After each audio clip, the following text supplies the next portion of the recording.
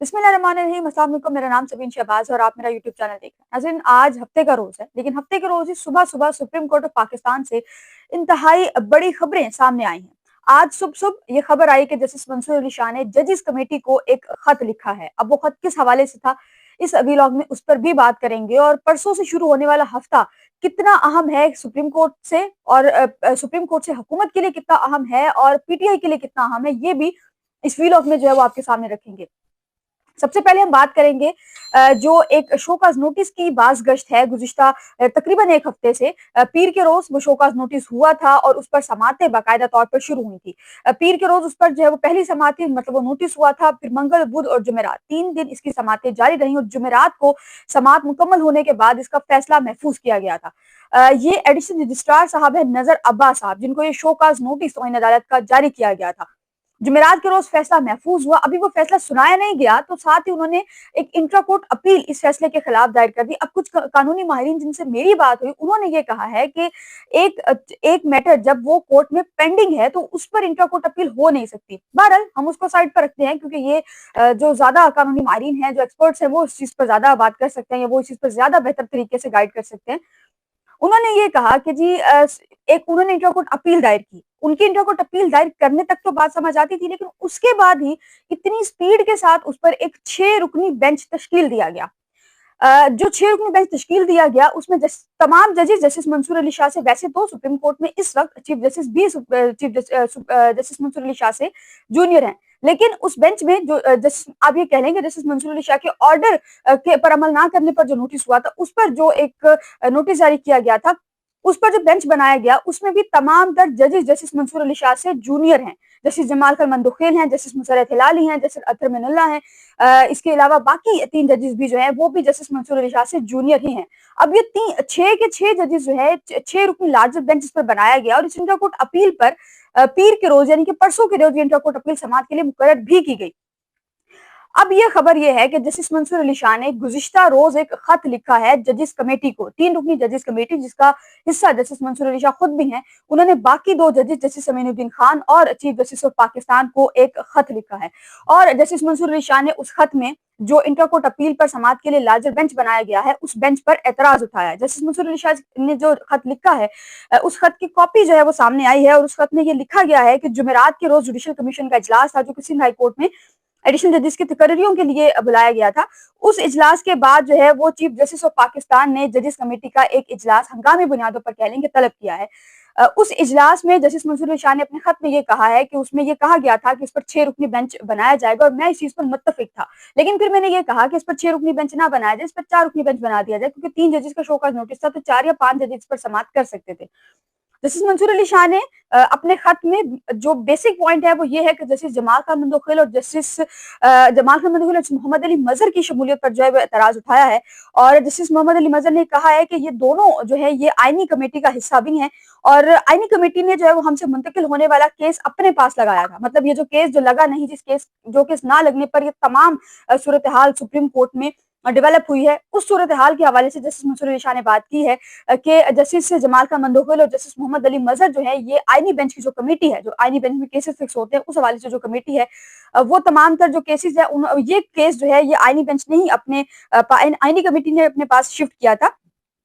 Justice Mansoor Ali Shah ने कहा कि मैंने उस मीटिंग जो जुमेरात के रोज हुई थी उसमें आईनी कमेटी ने हमसे ही मुंतकिल करने वाला पेज अपने पास लगाया था। ये जस्टिस मंसूर अली शाह ने अपने खत में कहा है कि इंटर कोर्ट अपील के लिए बतौर रुकन कमेटी जो है 5 रुकनी मैंने 5 रुकनी बेंच की जो है वो तजवीज दी थी कि जाहिर है जब 3 रुकनी बेंच ने इस चीज पर शोकाज नोटिस किया है तो 5 रुकनी बेंच इसकी समात कर सकता था। जब बेंच बना था तो उसमें 6 जजेस शामिल थे। ये जस्टिस मंसूर अली शाह साहब ने कहा है कि उसी दिन बेंच बना था, जुमेरात के रोज मतलब ये बेंच बनाया गया था और उसमें 6 जजेस जो है वो शामिल थे। अच्छा, 23 नवंबर को सिंध हाई कोर्ट में एडिशनल जजेस की जो तैनातियां हैं उसके हवाले से सुप्रीम कोर्ट में जुडिशल कमीशन का इजलास था, वो हुआ भी था और उसमें फिर कुछ जजेस की मंजूरी दी गई थी। उस इजलास के बाद जो है वो जजेस कमेटी का इजलास हुआ था और जस्टिस मंसूर अली शाह साहब ये कह रहे हैं कि मैंने उस इजलास में ये तजवीज दी थी कि सीनियरिटी के हिसाब से आप 5 जजेस को उसमें ऐड कर लें और उस पर इंट्रा कोर्ट अपील के लिए जो बेंच है वो बनाया जाए। जस्टिस मंसूर अली शाह साहब कह रहे हैं कि मैंने ये तजवीज दी थी कि बेंच में इन जजेस को शामिल ना किया जाए, जो कमेटी के रुकन होना भी यही चाहिए कि एक केस जब एक कमेटी ने अपने पास शिफ्ट किया है तो how is it even possible कि आप उसी बेंच में उसी कमेटी के 2 लोगों को एक 6 रुकनी बेंच में शामिल करते हैं। जस्टिस मंसूरी साहब कह रहे हैं कि चीफ जस्टिस ने कहा था कि वो इस पर 4 रुकनी बेंच बनाना चाह रहे हैं। मतलब ये है कि यहाँ पर आकर चीफ जस्टिस की भी नहीं चली। चीफ जस्टिस ने ये कहा कि मेरी ख्वाहिश है कि इस पर 4 रुकनी बेंच जो है वो बनाया जाए। ये बात 8 बजे तक थी और उसके बाद जस्टिस मंसूरी साहब ये कह रहे हैं कि 9:33 पर मुझे मेरे सेक्रेटरी के थ्रू एक मैसेज व्हाट्सएप पर आता है और उसमें मुझे 6 रुकनी बेंच की मंजूरी के लिए जो है पूछा जाता है। आप ये कह लें कि सजेशन मांगी जाती है कि 6 रुकनी बेंच है। उस पर जस्टिस मंसूर ने कहा कि मैंने ये कहा कि मैं कल यानी कि जुमे के रोज इस चीज को देखूंगा और उसके बाद मैं आकर बताऊंगा। लेकिन मैंने सेक्रेटरी को बताया कि इस पे मुझे कुछ एतराज है, मैं उस पर जवाब जो है सुबह दूंगा।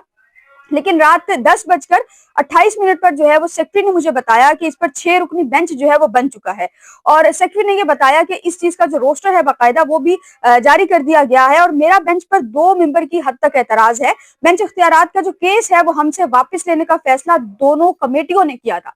मतलब जजिस कमेटी जिसमें जस्टिस मंसूर अली शाह शामिल हैं, लेकिन जिस उसमें ये वापस लिया गया था, जिस इजलास में ये वापस लिया गया था, उसमें जस्टिस मंसूर अली शाह शामिल नहीं थे। वो कह रहे हैं कि मेरा जो एतराज है वो इस बेंच की हद तक, 2 लोगों की हद तक है, 2 मेंबरान की हद तक एतराज है।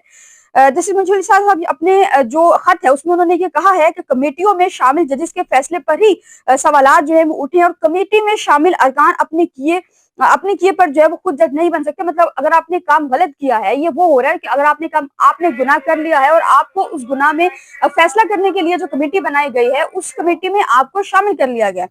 जस्टिस मंसूरी साहब ये कह रहे हैं कि मेरे एतराज को रिकॉर्ड का हिस्सा बनाया जाए। अब इससे कबल हमने ये देखा कि 2-3 दफा पहले भी हो चुका है कि जस्टिस मंसूरी शाह साहब ने नैब तरमीम का मुझे केस याद है जब काजी फैसला साहब चीफ जस्टिस हुआ करते थे। उस वक्त में ये कहा गया था जस्टिस आई गेस हाँ उस वक्त भी एक जज साहब थे और उन्होंने ये कहा था कि जस्टिस मुनीब साहब थे, मुनीब अख्तर साहब, उन्होंने ये कहा था कि मैं इस बेंच में शामिल नहीं हो सकता और मेरे इस चीज को जो है या मेरे एहतजाज को या मेरे बाइकआउट को या मैं अगर समात में शामिल नहीं हो रहा तो इसको जो है वो मीटिंग जो समात होगी उसमें ऑर्डर का हिस्सा बनाया जाए। लेकिन जब बाद में उस ऑर्डर का वो बाकायदा जब उस समात का ऑर्डर जारी हुआ था तो उस चीज को हिस्सा नहीं बनाया गया था। तो यही आप कह लें कि इस केस में भी शायद वो होगा। अब यह है कि अगला हफ्ता कितना अहम है। अगला हफ्ता इंतहाई अहमियत का हामिल है सुप्रीम कोर्ट के हवाले से, क्योंकि अगले हफ्ते में सुप्रीम कोर्ट में आईनी तरमीम 26वीं गैर आईनी तरमीम के खिलाफ जो दरखास्तें हैं वो तमाम समात के लिए मुकर्रर हैं। गुज़िश्ता रात एलामिया आया है सुप्रीम कोर्ट की जानिब से और ये कहा गया है कि सिर्फ जो बीट रिपोर्टर्स होंगे, मखसूस बीट रिपोर्टर्स, उनको और जो फरीकैन है उनके वकला को अंदर जाने की इजाजत जो है वो कब्र अदालत में होगी। एक तो ये जो कोर्ट रूम नंबर 2 है उसमें लिमिटेड स्पेस होती है, उसमें इतनी स्पेस होती नहीं है कि उसमें तमाम तर लोग जो है वो एडजस्ट हो सके। तो ये कहा गया है कि एक तो ये कि स्पेस कम होने की वजह से ये कहा गया है कि जो लोग हैं वो लिमिटेड किए जाएंगे और पासेस जो है वो खुसूसी तौर पर जारी किए जाएंगे। अब अगला हफ्ता पीर से ही सुप्रीम कोर्ट ऑफ पाकिस्तान में 26वीं आईनी तरमीम का केस भी समाअत के लिए मुकर्रर है। एक तो ये कि जो 26वीं आईनी तरमीम के नतीजे में जो है वो तश्कील पाए जाने वाले आईनी बेंच, उसकी दरखास्तें जो है वो उसी आईनी बेंच के सामने मुकर्रर है। आईनी बेंच अपने खिलाफ पहली दफा ये तारीख में शायद होगा कि एक बेंच अपने खिलाफ दरखास्तें सुन रहा है। दूसरा ये है कि मंगल से जो मिलिट्री जो फौजी अदालतों में जो सिविलियंस का ट्रायल है उस हवाले से जो केस चल रहा था वो मुलतवी हुआ था पिछले हफ्ते और इस हफ्ते मंगल से उस केस की समाअत भी शुरू हो रही है। तो अगला हफ्ता भी इंतहाई अहमियत का हामिल है। अगर ये तरमीम उड़ जाती है, वैसे तो नहीं उड़ेगी, ये जो अपीलें आई है, जो खिलाफ दरखास्तें आई हैं, यही खारिज होंगी। लेकिन अगर लेट सपोज अगर ये अपीलें उड़ती है तो फिर चीफ जस्टिस कहाँ पर जाएंगे और फिर आईनी बेंच जो है ये कहाँ पर जाएगा? ये सवालात इंतहाई अहमियत के हामिल हैं।